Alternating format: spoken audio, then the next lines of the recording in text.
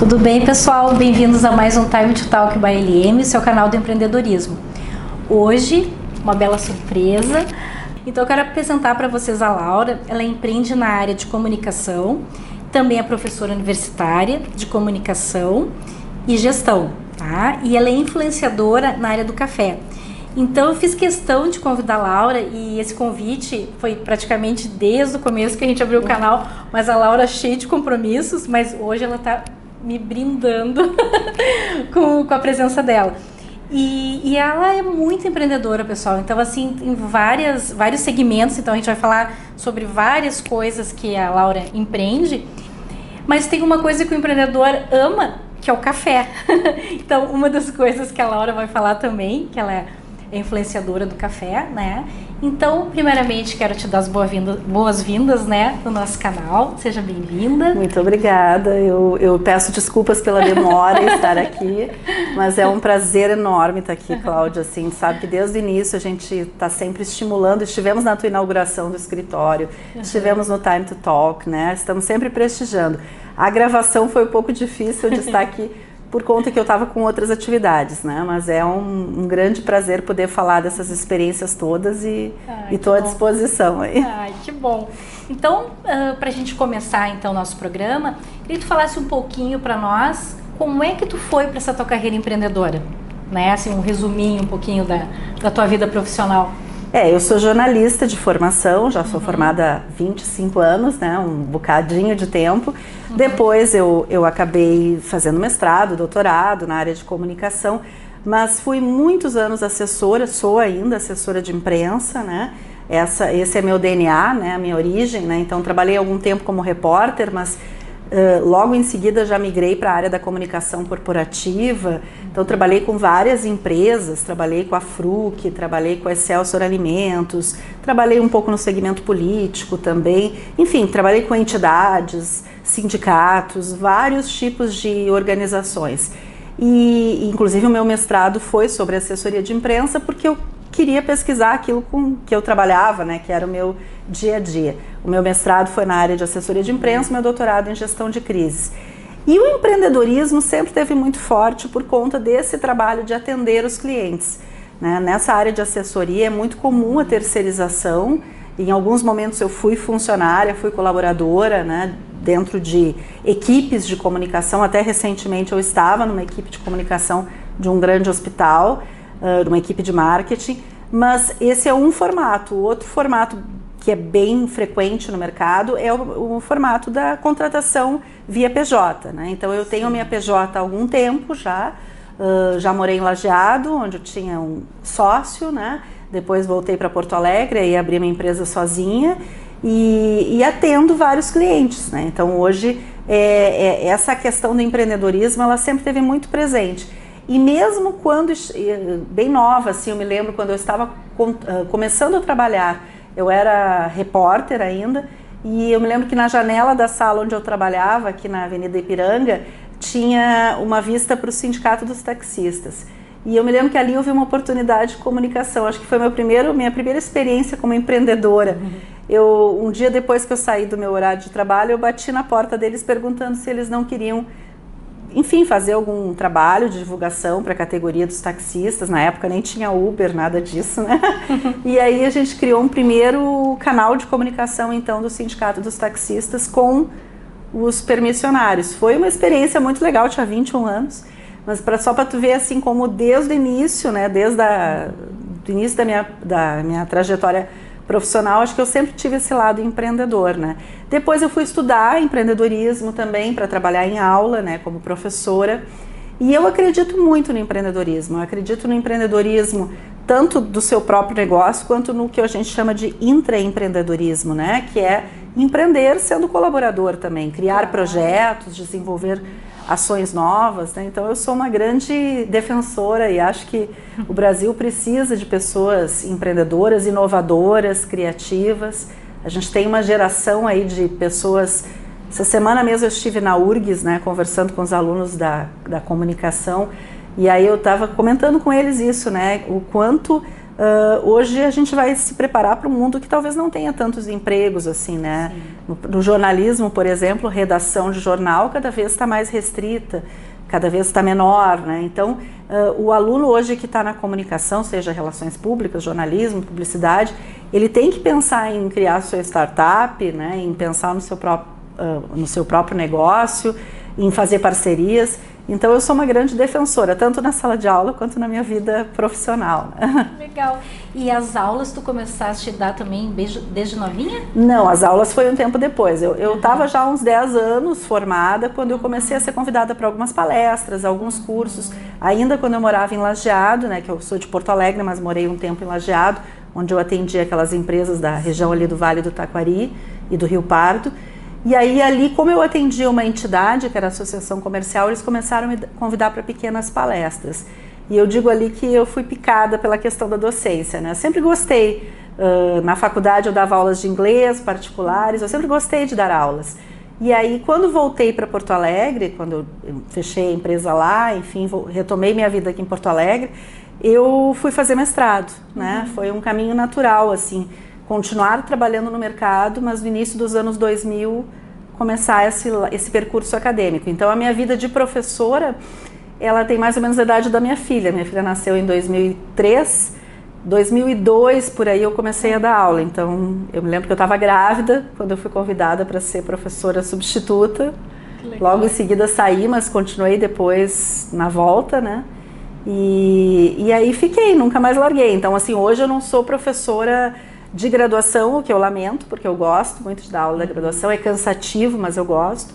Hoje eu estou só na pós-graduação, né, na faculdade Senac, na faculdade Monteiro Lobato, no curso de pós em alta política, no interior, alguns lugares também. Mas eu gosto muito desse contato, né, seja na graduação ou na pós. Na pós a gente tem um aluno mais maduro, um aluno mais profissional. Sim. Já. Na graduação é legal porque a gente vê o desenvolvimento do aluno, né? É muito legal também. Isso é bacana.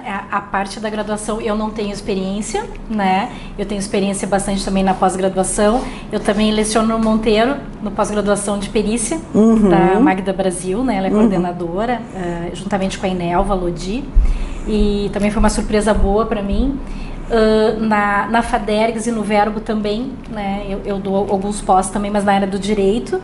Mas a graduação também eu nunca tive essa oportunidade de ver esse crescimento do aluno. Mas o legal é nos cursos menores, como a gente também tem o curso aqui na LM, né, que a gente tem a instituição, a gente vê aquele profissional às vezes que está recém começando. Iniciando, né? Então assim, ele já é formado, mas ao mesmo tempo ele está cru, né? Então, e sedento de informações. Sim. E isso, nossa, não tem preço, né, pra gente professor, né? Porque até eu comentei assim, eu nunca me considero uma professora, e sim uma parceira, né? Porque a gente é só de repente um instrumento, né? Instrumento, né? E de repente até um instrumento de libertação, né? Para esse aluno, né? Então a gente é tão legal essa troca, né? E que eu queria comentar contigo assim, não sei se tu também passou por essa experiência.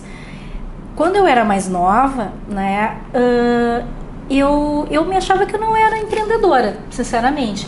Eu era assim, certinha, fazendo o meu trabalho. Em 96 que eu comecei a empreender na área de perícia, que aí eu virei autônoma, né? Mas também eu fazia o meu serviço, né, assistindo advogados e também perita do juiz.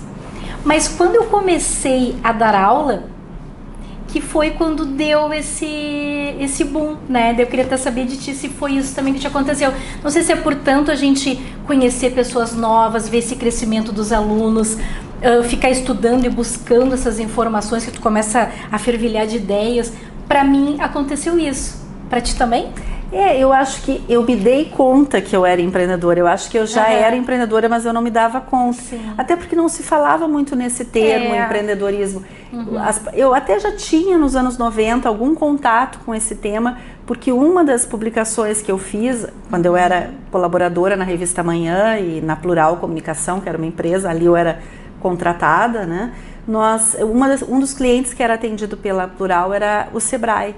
Então foi bem nos anos 90, quando estava começando a se falar do movimento dos pequenos empresários, né, de incentivar a criação de empresas no Brasil nos anos 90. Eu acho que ali foi as primeiras vezes que eu comecei a ouvir falar em empreendedorismo, não ainda como professora, mas como repórter, né, escrevendo sobre o tema. Mas depois, quando eu fui para o mestrado, fui para o doutorado, fui para a sala de aula, eu acho que eu comecei a sistematizar melhor e ver também que eu tinha uma série de experiências que era legal compartilhar isso com as outras pessoas e que isso me habilitava, inclusive, para fomentar outros clientes, né? No momento em que eu trabalhava para a indústria, trabalhei para hospital, né? Trabalhei para diferentes segmentos, entidades, projetos, fazia relatórios. Uma coisa que eu gosto muito de trabalhar é com publicações, né? Então eu trabalho bastante construindo cases, né, para as empresas concorrerem a prêmios, né? Agora, recentemente, nos últimos 2 anos, eu emplaquei 4, né, premiações relativamente seguidas, assim. Foram 2 ano passado no top ADVB, uma no top Ser Humano e esse ano, por enquanto, uma no top Ser Humano certa. As outras eu ainda não sei, que bacana. Não teve resultado. Então foram 4 cases nos últimos 2 anos aí que a gente conseguiu êxito, né, escrevendo. Então eles contratam a gente para fazer esse trabalho editorial, né, esse trabalho de produção de conteúdo e de relatórios, muitas vezes também, não só case, relatório. Então todo esse lado eu fui percebendo que eu tinha já essa bagagem e que eu podia oferecer isso. Eu acho que eu organizei melhor nos últimos 10 anos, sem dúvida. Comecei a me vender mais como empreendedora e até porque a gente tem mais maturidade, né? Eu acho que quando a gente é mais novo, parece que até o cliente não tem tanta confiança, né? Quando a gente já está numa senioridade, as pessoas já respeitam mais, né? Já tem um nome de mercado, então isso... É verdade. Às vezes os meus alunos me questionam, ai professora, como é que eu começo? Eu sei que é difícil, porque quando a gente não tem nome ainda no mercado e ainda está iniciando, o que a gente tem que se fazer? Colar, né, em alguém mais experiente. Essa é uma estratégia, né? Ou pelo menos pegar alguns anos de experiência como CLT, talvez, até poder abrir seu próprio negócio.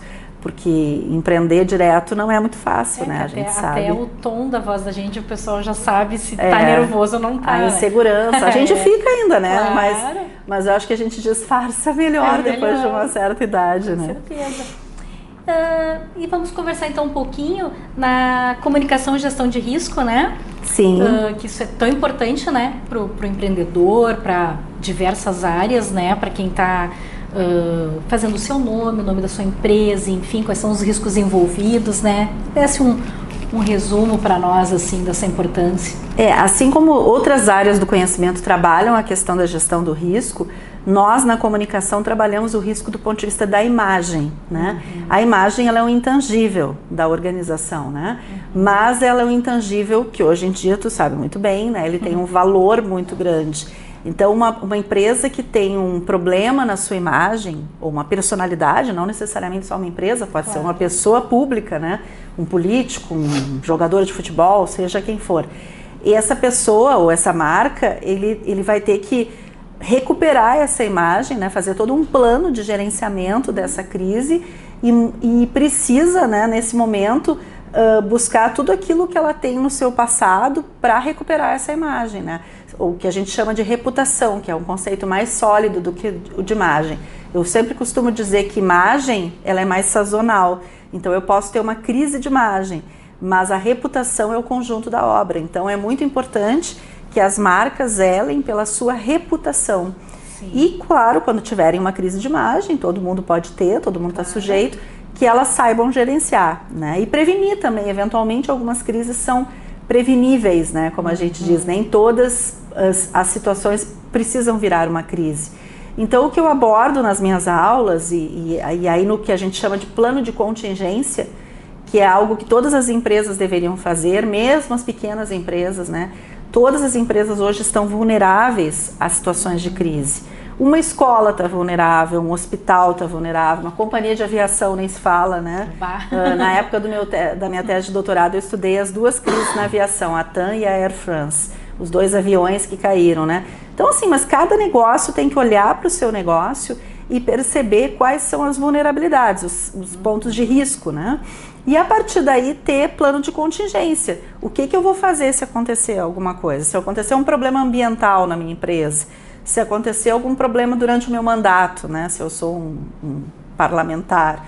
Então, o que a gente tenta trazer é isso, assim, a necessidade da empresa identificar seus riscos e fazer planos de contingência. Esse é um trabalho que eu gosto muito de fazer também. Eu tenho, assim, todo um carinho pelo tema da crise, né? Eu acho que ele está muito ligado a tudo que a gente faz na comunicação e acho que a imagem é um resultado do nosso trabalho, né?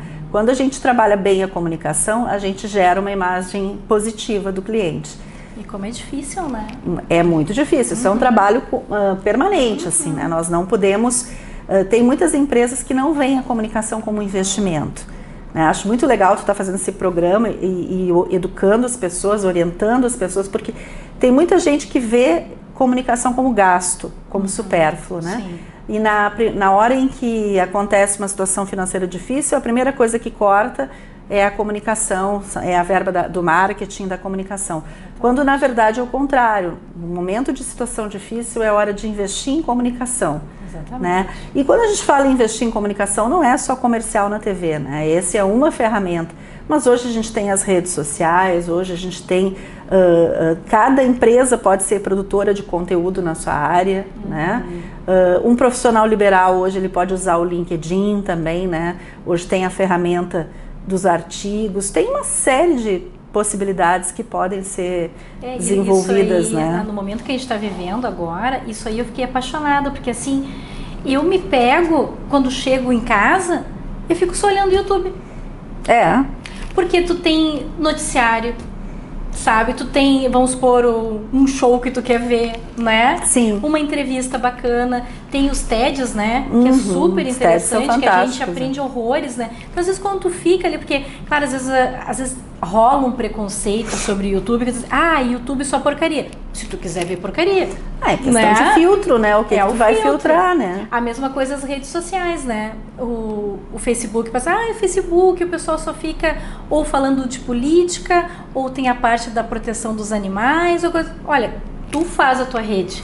A tal da bolha, né? Exatamente, tu faz a bolha como tu queres. Exatamente. Né? Então, se tu souber usar o Facebook, o Insta, o YouTube, o LinkedIn, o WhatsApp, enfim. Nossa, são meios que para nós profissionais hoje em dia são fantásticos. Né? Eu sou muito fã do LinkedIn também. Eu me apaixonei pelo LinkedIn nos últimos 2 anos, assim, porque realmente ele se tornou uma rede muito focada nessa questão profissional. A gente tem artigos... Claro, tem que saber quem seguir, né? Assim, mas tem Harvard Business Review, por exemplo, que tem artigos muito legais, alguns em inglês, outros em português. Então, se a gente souber seguir as pessoas certas, as marcas certas, a gente está super bem informado em termos de gestão, tendências, né? Sim. E, né, enfim, tu que trabalha na área de palestras, né? Tu que trabalha na área de gestão, muito próxima da área de gestão de pessoas, né? Hoje está tendo uma revolução nessa área de gestão de pessoas, né? De educação corporativa. A gente acredita muito, isso é uma coisa muito... Agora lá no meu último trabalho no Hospital Moinhos de Vento, né? Que eu estava atuando no marketing, nós estávamos muito próximos da educação corporativa, né? A comunicação interna, ela é muito importante hoje nas empresas. Então, ela é a comunicação interna, ela vai engajar as pessoas, ela vai sensibilizar, ela vai motivar, né? Ela vai, embora a motivação é intrínseca, mas ela vai envolver as pessoas em torno de projetos da empresa. Então, eu gosto muito de trabalhar com comunicação interna também. É difícil para mim escolher uma área que eu gosto mais da comunicação, né? Dentro da comunicação corporativa eu gosto de muitas coisas. Tenho um carinho especial pelas crises, né? Por prevenir as crises, mas eu gosto muito também da comunicação interna. Eu acho um segmento muito rico porque a gente lida com pessoas, né? Exatamente. A gente lida com os talentos da organização, né? Então é muito bom trabalhar, é uma pequena comunidade, né? Sim. Às vezes eu digo para os alunos até de comunicação, jornalismo, RP, você não vai estar num grande veículo de comunicação falando para 20, 30 milhões de pessoas, você vai estar falando para uma comunidade de 4.000 pessoas, de 500 pessoas, mas naquela comunidade a comunicação tem uma importância muito grande. né? O que a empresa diz, muitas vezes, é o que vai ser seguido, né? É o que deveria ser seguido. Então, tem um trabalho bem bacana aí. Não, é bem bacana, tem um campo maravilhoso e que pena que muitas empresas não analisam isso, né? Não. Porque a parte, né, que a gente estuda muito aqui no escritório, que é o compliance, a due diligence, que está toda envolvida a comunicação, tanto a comunicação de imagem, de marketing, gestão de pessoas, como tu bem falasse. Então, eles não cuidam, primeiramente, da imagem da empresa, e não cuidando da imagem da empresa, os próprios funcionários que estão na empresa também não têm esse cuidado com a imagem e com o seu próprio ser, porque sabe que a própria empresa não faz essa análise. Então é um círculo vicioso, né? E eles deveriam ser, o colaborador deveria ser o primeiro defensor da marca, né? Só que aí entra essa miopia, né, de muitas empresas de não investirem na comunicação interna, acharem que tem que falar para o público de fora, para o seu cliente, para o seu parceiro, para o seu fornecedor, e esquecem de falar para o público interno, né? E hoje ele é um stakeholder muito importante, porque o público interno, ele é formador de opinião, né? Ele é o primeiro contato, muitas vezes, com a empresa, vai ser através daquele colaborador que vai estar atendendo. Então eu preciso manter essas pessoas bem informadas, bem engajadas, envolvidas, né? Ele na verdade tem que saber de primeira mão as informações. Então é muito importante, assim, até na hora de uma crise, né? Na hora de uma crise, o público interno ele tem que ser sensibilizado também para poder saber como agir, né? Então é todo um trabalho que tem que ser, Cláudia, em sinergia, né? A gente acredita que a comunicação, ela não são gavetinhas separadas. A gente pensa no conjunto da comunicação e a gente defende isso, né, nas empresas. E com café também, né? Que a gente vai falar daqui a pouco do projeto Café. Mas a gente acredita muito na comunicação corporativa. Eu sou uma apaixonada por comunicação. Eu trabalho há 25 anos com isso e, enfim, gosto muito, assim, cada vez que eu falo eu me emociono, porque é brilho os olhos. Muito bom, é brilho no olho mesmo, exatamente. Bom, então agora vamos falar do café, né, para esse empreendedor que ama café, mas eu queria saber, assim, da onde que veio essa ideia, Laura? Do café. Esse teu projeto tão bonito. Pois é, a minha tatuagem aqui do café, né? O café, ele sempre esteve na minha vida, engraçado. Eu sou uma bebedora de café há muitos anos, desde bem nova, assim, na minha casa, já tomava café com a minha mãe, com meu pai, enfim, sempre tinha o café preto. E Porto Alegre não tinha muito cafeterias nos anos 90, foi uma coisa que começou a chegar aí a partir de meados dos anos 90. Mas eu ia nas cafeterias, já fazia uma foto. Na época não tinha Facebook, ainda era Orkut, né? Já no tempo do Orkut, depois do Facebook. Eu ia lá numa cafeteria, registrava, né? Antes do Instagram até, registrava meu café. Às vezes viajava, ia numa cafeteria bonita em algum lugar, fazia uma foto, Confeitaria Colombo, lá no Rio de Janeiro, né? E eu fazia isso como turista, como uma pessoa que gostava de café. Aí, num dos meus períodos entre uma empresa e outra que eu trabalhei, e no meu período como empreendedora, eu fiz um processo de coaching. E foi muito legal esse processo de coaching, porque me fez descobrir outros horizontes, né? Eu sempre me voltei muito para a comunicação, mas essa minha coach, na época, ela disse: Laura, tu gosta tanto de café, por que tu não te especializa em escrever, usar esse teu talento da comunicação também para falar sobre café? E eu nunca tinha pensado nisso, né? E aí surgiu em dezembro de 2017, vai fazer 2 anos agora, em dezembro de 2019, o Café Combustível, que surgiu como uma ideia de uma plataforma de conteúdos, já pensando multimídia, né? No início eu até queria fazer um jornal em papel, né? Mas aí fui desaconselhada, enfim, porque as pessoas achavam que não, enfim, que o contexto de mídia hoje não é mais de papel, né? E aí eu fui vencida, mas eu ainda não completamente, porque gostaria um dia de ter um jornal, algum material impresso para circular nas cafeterias. E aí o que eu criei? Foi o blog, então, né? Num primeiro momento, as redes sociais, e agora esse ano surgiu um convite do Correio do Povo, que estava lançando um caderno feminino, o Bela Mais, para que eu fosse colunista sobre o tema do café. Lá a coluna não se chama Café Combustível. Lá eu assino como Laura Glier, mas referendando, né, que eu sou publisher do Café Combustível. Então, e falo sobre cafeterias, obviamente, né? Falo sobre outras coisas também, mas falo basicamente sobre cafeterias. Então lá eu replico coisas em primeira mão, que às vezes eu vou fazer matérias maiores no blog, né? Então eu procuro não repetir os assuntos. Na coluna eu coloco mais tópicos e no blog eu faço matérias maiores sobre cafeterias, sobre métodos de preparo de café, entrevisto pessoas que gostam de café. Então no blog a história é um pouco maior, assim, tem mais liberdade, né? É diferente.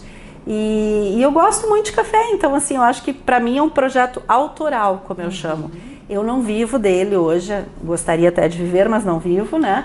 Não consegui ainda monetizar como eu gostaria, né? Então não ganhei dinheiro até hoje com café combustível, sou uma empreendedora na comunicação e empreendedora no café combustível é quase que um hobby, mas eu já fiz algumas parcerias, né, por meio do café combustível.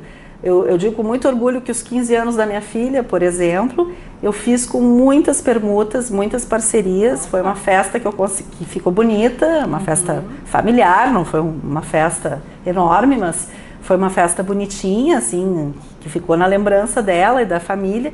E eu fiz muito com as parcerias.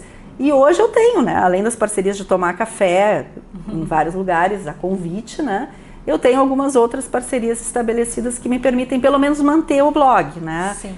Ainda não dá, como eu disse, não dá para viver do café, mas me deixa muito feliz escrever sobre café também, né? Hoje, por exemplo, eu saio daqui e vou para uma cafeteria, né?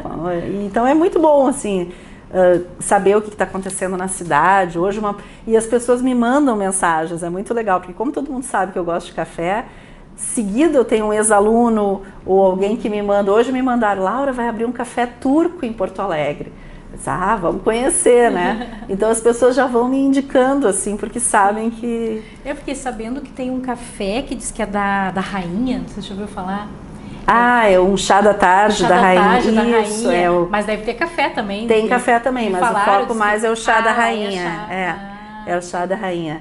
É a Notting Hill, se não me engano, é esse o nome. Me mas eu ainda não conheço a Notting Hill, já tem até uns meses, eu estou devendo uma visita lá para eles. Eu não conheço ainda. Hoje, por exemplo, eu vou num café que é um café geek, né? Um café que tem muito, Dark Side Café, que eles têm um monte de coisas assim, de referências a Star Wars, a personagens. Até vou levar minha filha, né? Porque esse mundo dos quadrinhos, ela adora essas coisas, né? Quadrinhos, super-heróis e tal. Então, assim, tem hoje cafés temáticos, né? Muito legais, assim, além da bebida café, tu tem ambientes muito legais, muito né? Bacana, bem descontraído, né? Aqui na Cidade Baixa virou um polo, né, de cafeterias, tem o Agridoce, tem o Café do Avesso, o Moinhos tem uma outra proposta, né? Então a gente tem, a Zona Sul está despertando também como uma área de muitas cafeterias interessantes. E o interior, né? Tem sido interessante visitar o interior de vez em quando. Sempre que eu vou numa cidade, às vezes dar uma aula de pós, agora fui à Uruguaiana dar uma pós, os alunos já me levaram numa cafeteria, né? Sabem que eu gosto. Me levaram em 2 cafeterias, na verdade, de Uruguaiana, né? Então, é uma paixão, é uma paixão. Mas a Laura falou que é uma paixão o café, e é verdade, porque todas as vezes que eu tô num shopping, e às vezes eu olho para a cafeteria, eu encontro a Laura. Ela tá justamente na cafeteria, né, Laura? É verdade, já foram várias vezes. Várias vezes, né? Então é bem legal, até eu comento com meu marido, ela tá lá, ela gosta mesmo do café. Eu gosto. E o que eu queria deixar de recado também, né, para os nossos empreendedores, que quando a gente, que a Laura comentou, né, que participou da nossa inauguração aqui, porque a gente já tinha, né, nosso escritório físico em Teresópolis, mas vai fechar praticamente 2 anos que a gente está aqui na Getúlio, então a gente resolveu fazer a inauguração. E eu conheci a Laura no ambiente de empreendedorismo de mulheres, né? Conheci ela, adorei a palestra dela e eu queria deixar dica para vocês, muito legal, né? Ela fez a palestra aqui na inauguração e ela melhor do que ninguém, né? Faz essa comunicação belíssima, ela faz uma palestra que ela faz um mix da comunicação juntando o café, mostrando para o empreendedor.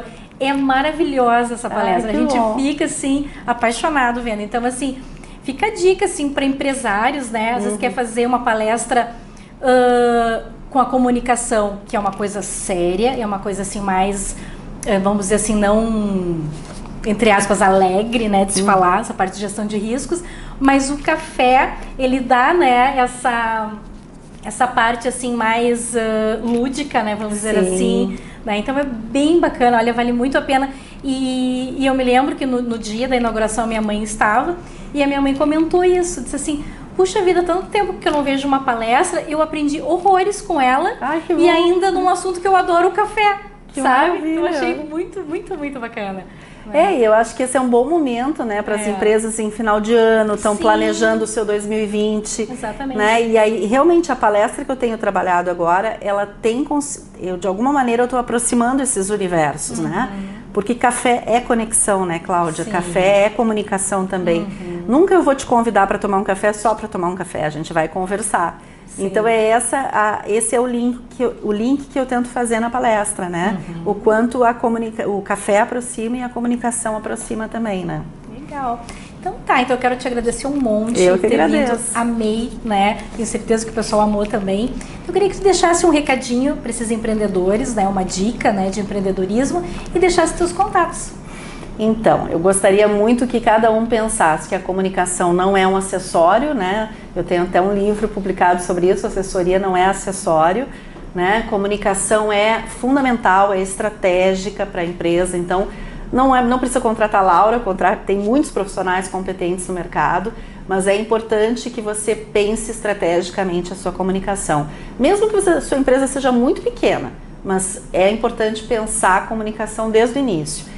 E os meus contatos, né, se alguém quiser então levar uma palestra ou conversar sobre comunicação ou mesmo uma consultoria mais a fundo, eu atendo no 999-64-6797, que também é o WhatsApp, e no meu e-mail é ligluercomunicacão@gmail.com. E nas redes sociais vocês me encontram Café Combustível também, né? Então tá, pessoal, então até mais no Time to Talk by LM, seu canal do empreendedorismo. Inscreva no nosso canal, dá um like, que agora eu e a Laura vamos tomar um cafezinho. Com certeza. Tá ótimo.